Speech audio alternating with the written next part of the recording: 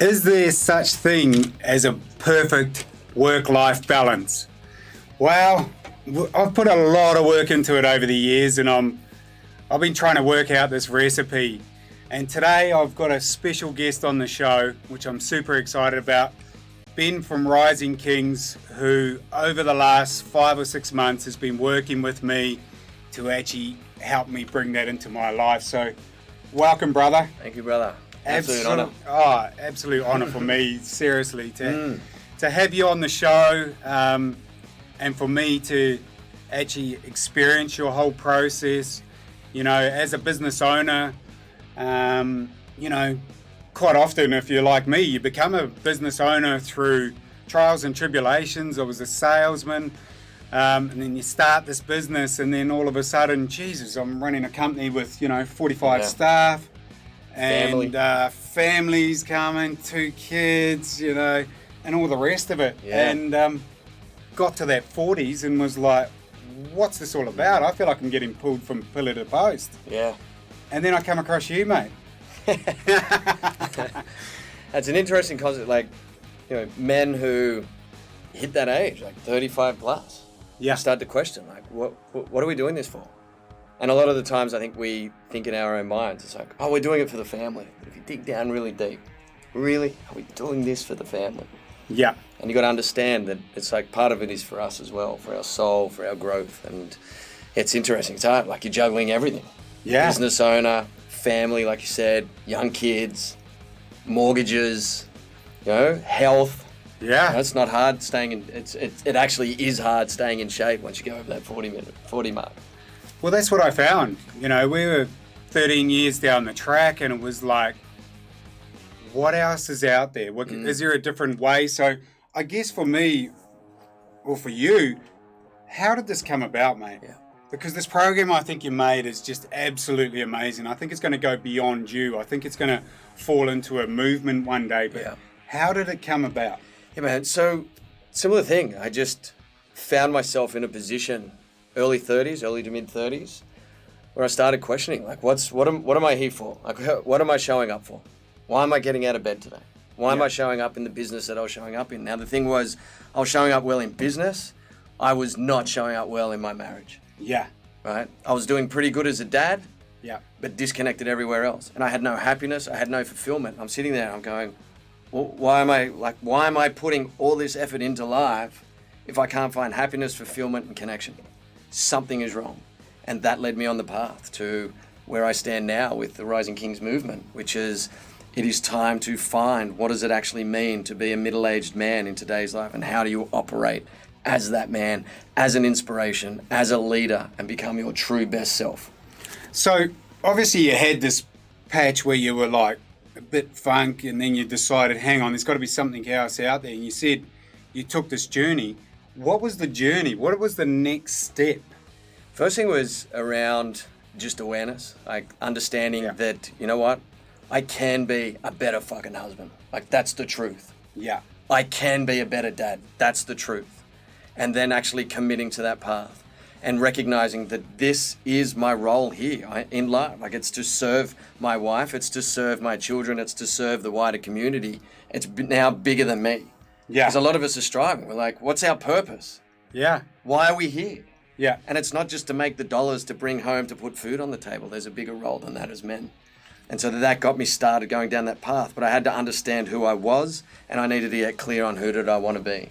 And that got me going. And then who did you go to? I mean, there's so much information out there, isn't it? I mean, Tony Robbins always said, it's not about the resources out there. We're inundated with resources. It is everywhere, all over the internet.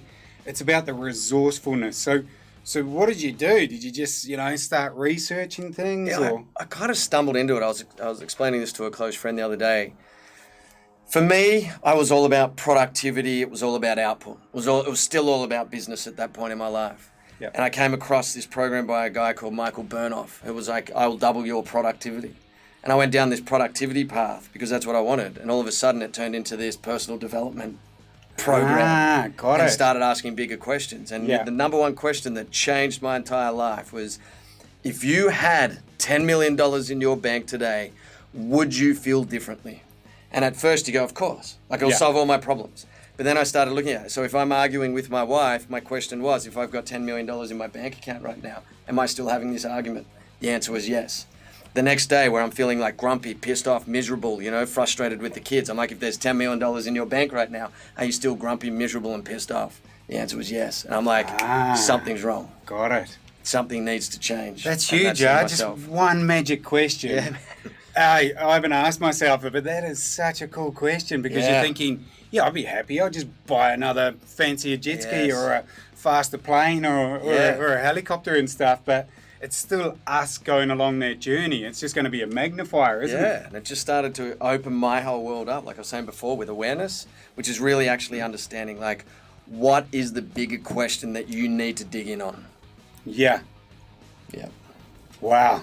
That's so cool. I've what never got me heard the moving. story of, why you started it. So that's Yeah, it was that's kinda really like- interesting yeah. for me, bro. And then I just started digging in and understanding more around, like, so there are men and people out there that are very successful in the way that they operate as fathers, husbands, and leaders. I'm like, what are they doing? Yeah. So that brings me to my next question is, who is it for?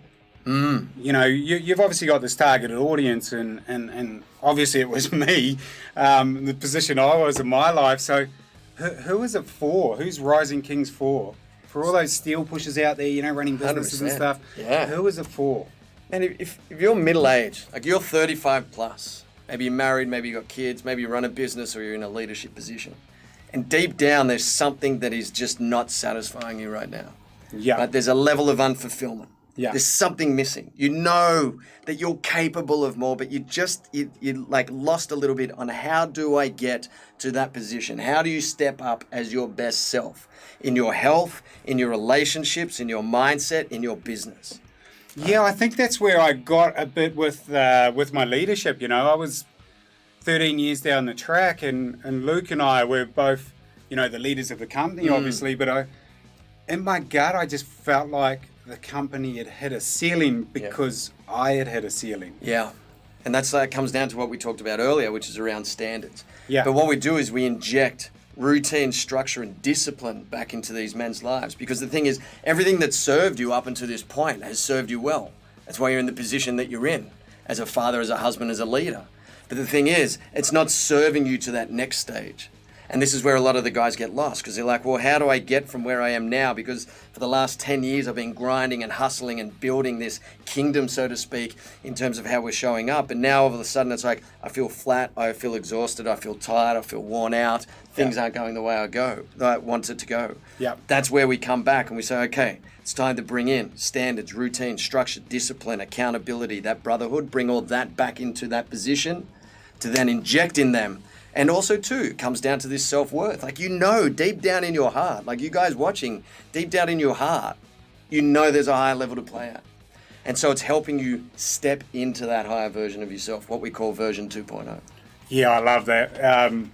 For me, it was just like, I'd had some major successes. The company was growing great, but the health had dropped down. Yeah. And somewhere along the line, I don't know where it dropped down. All of a sudden I'm going, hang on a sec, I'm not working out as much or enjoying it.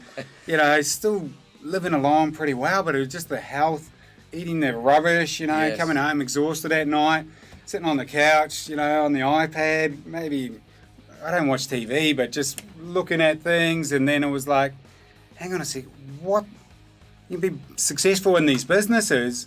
Meanwhile, the bloody health's dropped down. And then am I treating my wife the way I should? That I could be a better dad. So that's what it was for me. I could see my health had sort of dropped so much that I think that's a key part of the source of, your energy, your health. Yeah, we Then call you it comfort creep. Yeah. Like it's like boiling the frog. You don't put a frog, if you want to cook a frog, you don't put it in boiling hot water. You put it in cold water and you slowly dial up the heat. That's what's happening Poor there. old bloody frog. And He they doesn't taste even know good, what's though. going on either, does he? But it's this comfort creep that comes in, just slowly getting worse. It turns from 1 beer a week to 6 beers a night. It just slowly builds up. Yeah. A little bit more TV, a little bit more on the iPad. Yeah. I've experienced it anyway, Yeah. so that's what I went through. So without giving away too much, because obviously, you know, you've got your IP and you've got this amazing course and things, what are some of the key parts that you really have put together that you can see with all the guys that you've trained and put through this program? Yeah. You can see the progress in them and you can see them getting results. Yeah. The first thing that we implement, like I was talking about before, are these 3 core areas, which is routine, structure, and discipline. Yeah, that was a few things I was lacking back at the start too. That's what attracted me to your course. No one's held us accountable for so long. We just get up and we go through our day. Like, you have a routine right now, but it's just like, is this routine serving me or hindering me? Yeah. 9 times out of 10, just rolling out of bed, having a coffee, eating the croissant, rushing off to work, getting onto email, doing phone calls is not the best way to structure your day. Yeah. So we changed that. We put a routine in place that helps you across what we call the power pillars: your health, your relationships, your business, and your mindset, so that each day you're going in to that game of war, which is life, with maximum capacity, with certainty, with confidence to show up as your best self. I remember when you started talking me through this and you're like, right, Steve, we're going to do this, and this. And I'm like, where the hell do I fit this into my day? Yeah. I'm already maxed out, mate. Yeah. I'm already freaking pumping. I'm already pulled from pillar to post. And you're going, we're going to need this extra hour, Steve. So where does that come from? Well, the first thing is like eradicating some of the stuff that you're doing that's taking up that time. Yeah. And so one of the things is, like, with this morning routine that we put together, like, it's maximum 45 minutes. Like, the thing is, you're already having a shower. We just make it fucking cold. Oh, mate, the first time I turned on that cold water, I just wanted to run. And I had you ringing in my ear going, nah, you got to stay and breathe. And when you just flick it to full cold, you want to run. But when you actually just stand there and handle it, I don't think I've had a warm shower fully for about 5 months now. Because it changes the mindset. Yeah. But also, too, we're introducing new things into these men's lives that haven't been done before, such as meditation, such as journaling. Wow. You know, there's kind of like softer skills, but these things are actually powerful weapons when done properly. And they can change the course of your entire life if they're done consistently. I think that's the key word there, the consistency, because I've had a go at meditation. And I don't know, you know, the rest of you steel pushers out there, you know, someone says you should meditate, so you're like, righty, I'll give this meditation thing a crack. And you sit there and you're about 15 seconds and you're going, bloody hell, this is ridiculous. Nothing's happening. I want to go and do something. I want to go and bloody, you know, get out and pump up. But because of the accountability, I actually pushed myself past that stage and got about 9 days in, was like, fuck, I couldn't go without it. Yeah, we put a scoring system behind it, as you know. And so each week there's a standard you must hit, which is 80% of hitting those singles that we do, the daily disciplines. Yeah. But it drives you to stay consistent with it. And what you'll start to notice is, over time, these things make you feel and show up better. Yeah. They help you with the fulfillment, happiness. And like we're talking about as well, right? Like right now there's like a container that we're living in. Like, this is our capacity, the capacity to handle what life throws at you. Thing is, we're trying to keep filling this container up with more information, more stuff. Yeah. What we're doing with Rising Kings and the movement is we're not putting more stuff in. We're expanding your container through these daily disciplines. 100%. And that's what worked with me. And the accountability to the other guys around the country, and knowing I couldn't let them down and that I had to do it. So then that's what got me to be so disciplined and really enjoyed it. So we're going to go to the break now, and we're going to see you after the break, and we're going to talk more about this.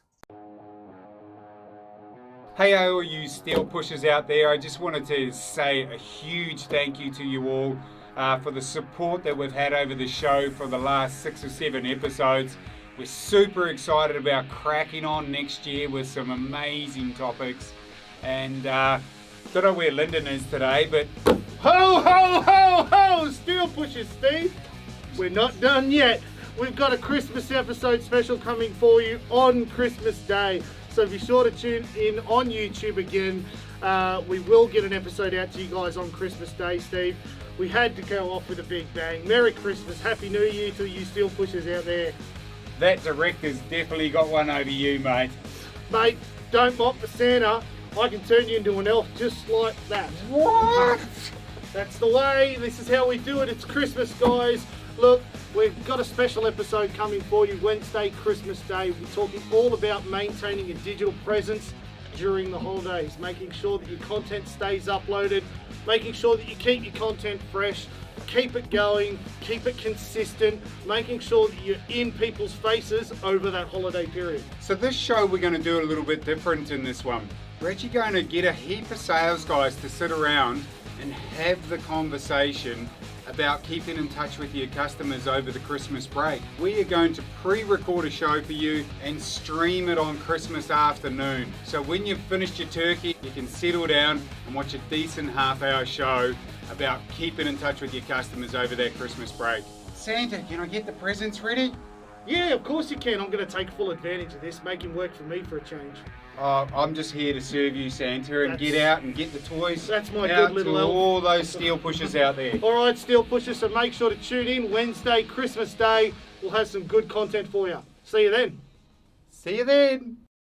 So welcome back after the break there. I'm sure you're finding this really engaging, like even myself, even talking to you, Ben. So amazing conversation. And now the part of the show where I want to just have a chat about, limiting beliefs, because I know that's a core part of the actual program. So I just, you must see it with so many of us guys who come along that have just got these limiting beliefs, but we can't see it. Yeah, there's self-sabotage. I feel and believe that we create these limiting beliefs because it's comfortable.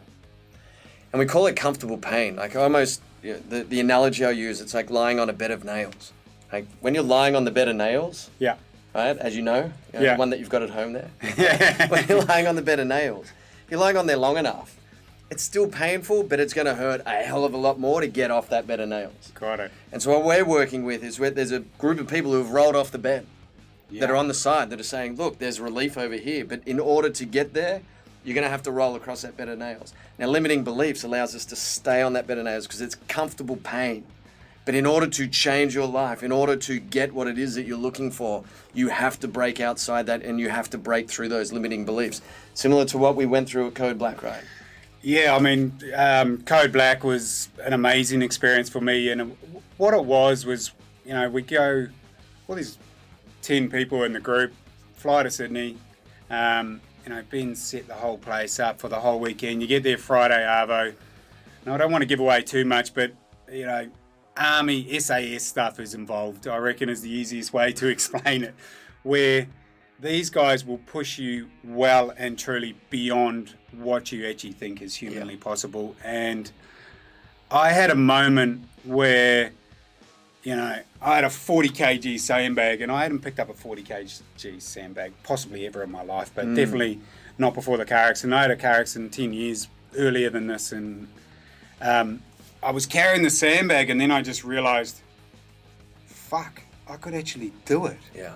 But my brain was saying, you can't do this. And you got one of your army boys there pushing me, and I was actually doing it.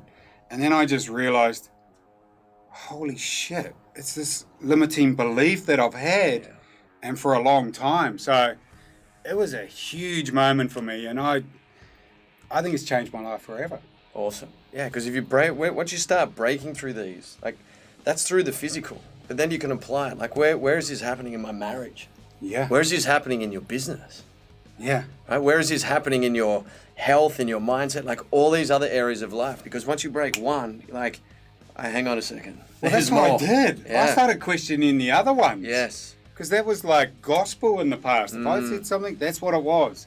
And as a leader, we get to the top of these companies, it's like, who am I responsible to now? If I've got a couple of beliefs that are, off the rails, and it's not serving our company, and I got no one question it, but all of a sudden, because of that physical moment, I was actually able to see it in different areas. Yeah. Because also too, you got to recognize that as you're going through this process, and you're building this awareness, and you're starting to open up and understand these things, it's like that builds your capacity, that builds your power to be able to deal with more in life. And also too, like if we go back to the bed of nails analogy, like we're doing it to stay safe. Like you did it because it felt safe. Yeah. In the business, we keep it at a certain level. Whether it's 1 mil up to 10 mil, we keep it at a certain level because it feels safe when we get it. Yeah. The only way to expand it is to smash through that limiting belief, through those ceilings, and recognize anything is possible. But it starts with the one small thing and then leads to another and another. And the more that you do this consistently over and over, that's how you evolve and that's how you transform your life. I just don't think I would have found that on my own, though. No. So, yeah. you know, I've done plenty of Tony Robbins and plenty of other courses and stuff, but this one broke me to find something that I don't think I'd ever seen before. Well, people around you care for you and love you. Yeah. Society plays at a mediocre level. Yeah. So they're going to keep you in the comfort zone. They're going to say, Steve, oh, mate, don't pick it up. You're going to hurt yourself. It's okay. Yeah. What we do is like we're trained to be able to say, hang on, this guy, look at him. He can handle it. He can handle it. Like, it's not that hard. Like, he can do this. And so Yeah. we help guys break through that. We push them. We call it tough love. Like, it's done through love, but it's fucking tough. Yeah. You know what I mean? Like, it's challenging. Yeah. Most people won't push you to that level. We won't push ourselves to that level unless you're a David Goggins. Yeah, You know, which one of leads these me to guys. this next question. It's all about, you know, these, so your beliefs change, but then all of a sudden you got your standards. Yeah. And these new standards. And that's what you've been able to implement so well in the course, was these standards that I've never been able to achieve before in my life, I guess. And I like to think I've done pretty freaking well and some amazing things that I've created. But these standards, so what's a bit of a conversation around standards that you've unpacked? Yeah, so standards literally come down to the way you operate on a day-to-day basis as a man. And you've got to set them high. Now, I'm talking about when you wake up in the morning, do you give your wife a kiss on the cheek and let her know that you love her, or do you just roll out of bed? Yeah. Right? When you see your kids, do you greet them with a hug? Do you stay present? Do you stay connected? Or do you let frustration and overwhelm come over? Yeah. Right? How well do you keep, especially in business, how clean and tidy is your desk? Yeah. How clean and tidy is the office? How clean and tidy is the kitchen room? How clean and tidy, or how are the level of conversations that you're having with clients, with team members, with staff, etc.? Like, these are all standards. And that was something that had dropped in our business, I think, because we were so successful and doing so well and cruising along, and then, but it's back to those sort of standards of drops. So when I came back from Code Black, there was a few people running for cover, I think, for the first couple of weeks, because my standards were freaking new. Yeah. I'd seen them again, was like, what the hell are we doing here? Yeah. You know, what about this? What about this? What about this? So that's been a great learning part for me in my life, was the standards. And now I've got on to people like David Goggins, as you said earlier, an absolute beast who's done, you know, 3 Hell Weeks in the Navy SEALs, where they say if you do 1 and get through 1, that's like an amazing life achievement. He did 3 in 1 year. And then Iron Cowboy, who did 50 Ironmans back to back, day after day. That's like going to the moon for us. These dudes who've got these ridiculous standards that frickin' it doesn't apply to the rest of us 100%. or something. Well, it's just, again, going back to comfort. We're comfortable with where we are. Yeah. And so the biggest thing that I can hand across is like, really focus in here on the standard in terms of what you say and what you do. Sticking to your word. Now, today when you came to pick me up at the airport, I knew you would be on time. Yeah. Because I know the standard that has been set. Yeah. I met up with a mate the other day, and we hadn't spoken in 4 days before we caught up for lunch. And he's like, Ben, you're the only person I don't need to call leading into the lunch, because I know the level of standard you play at, because you say one thing and you do it. Yeah. This is big for men. Yeah. You say something, you fucking do it. Yeah. Otherwise, don't say it. It's not like you catch up with somebody, like you see a friend and they say, hey, let's catch up sometime. And then you just, like, why would you say that? If you're never going to catch up with that guy, don't say it. Yeah, you've They're taught just us the that small really things. well. And I've, you know, because I live a lot in excitement of like, let's do this, Yes. let's do this. Come on, let's do this in business. Come on, guys, you can do this. And then if we're not freaking backing that up, everyone's seen, and it's like, well, hang on, he didn't destroys do your that. confidence Yeah. in yourself, because Yeah. who are you if you cannot believe your word? Whoa. Yeah, Who are it's you? heavy. And we wonder why we're going through unfulfilled, frustrated, annoyed, pissed off at the world around us. It's actually nothing to do with the external. It's on us. Yeah. It's who we believe in ourselves. That's cool, And that's bro. the thing with So standards, cool. man. So, success stories, you must have seen a few now, and all these guys that you've put through this program. I mean, for me, I feel like it's the most successful program I've ever done. So Thanks, bro. it's amazing. What are some of the success stories you've seen with some dudes out there? Man, like some of the big things, these guys who run successful businesses, crushing it in business, but their marriage is on the line. And they've been going to marriage counselors for 3 to 4 years. Yeah. They come through Rising Kings, like through the movement. We give them this new routine, structure, discipline, and level of standards. Yeah. Marriage on fire. Yeah. Like flip around. Yeah. Change, right? Guys who are coming in running like $60, $70 million businesses, challenged, struggling with staff. There's a problem with staff. They're not doing this. We raise their standards. We raise the way that they operate as business leaders. All of a sudden, their business becomes less effort and they make more profit off the back of it. Yeah, that's what I think I saw was I was so strong in some areas and other areas weak. And I saw it with a couple of the guys who I went and did the Code Black with. One in particular, it was like, he was killing it in business. Yeah. It was like a, $35 million Yes. business, majorly profitable, started it from young guy leaving school, just killing it. But in other areas, he was just bloody basket case. Yeah. And I saw him turn that around within a 6-week period after Code Black of, he was off the drinking, connecting better with his wife, spending time with his kids. This was a dude who was away 6 or 7 days. Yeah. Hardly seen the kids, 5 kids. But all of a sudden, that became the core and the thing that he focused on. Yeah. The business was still amazing.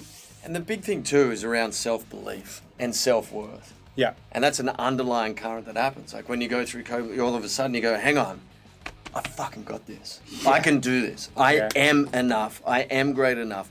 But we have to uphold that level of standard in order to have that certainty and confidence on a day-to-day, week-to-week, month-to-month, yearly basis in our lives. And that's where the big transformations happen with these guys. Confidence builds confidence and success builds success. Yeah, and then you surround just keep yourself with building on it. like-minded men. Yeah. Yeah. Boom. Like I've, caught up with a few dudes out of the program, and now I can see we're going to be mates for a long period of time. We're talking about, hopefully a sponsorship of a V8 motor car, which Luke Bruce will be hearing for the first time. But, if we could get that going. But these dudes, we're on the same wavelength, you know, and they're doing some amazing things in their business and their health. And when you get that group of people who are holding each other accountable and strong in a couple of different areas as well, well then that's what pushes the standards up, isn't Absolutely. And that's why we call it the brotherhood. Right? Yeah. We only accept certain types of men into this. We've got to make sure that they're at the right stage and ready to do to make that move. Yeah. But that's the success that grows with it. Yeah. So, mate, time is absolutely bloody flowing. I reckon I could talk to you for about 3 days on the show here, and I'm hoping you guys out there are getting major benefit from listening in this.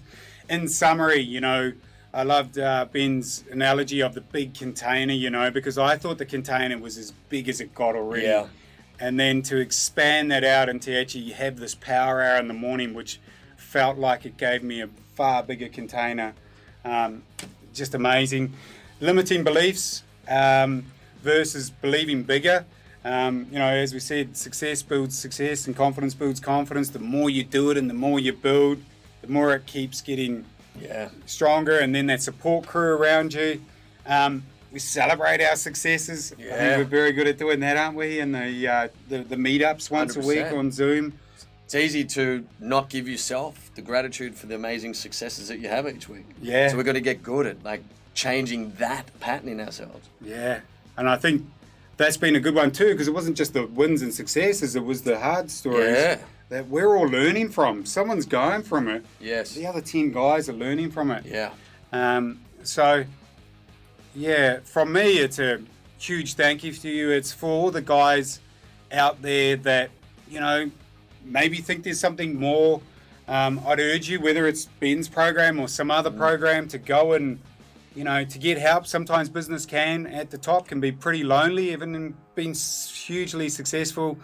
Go and find out what else is out there, because in this day and age, there's some good dudes doing some really amazing things. So watch out for next, in a couple of weeks' time, we've got our other Christmas episode, which is coming to you. Remember, we've got the podcast. Ben's going to be jumping in with Lyndon the Beast. He's going to be doing it. But huge thank you, Ben. Thank you, Steel Pushers. See you soon.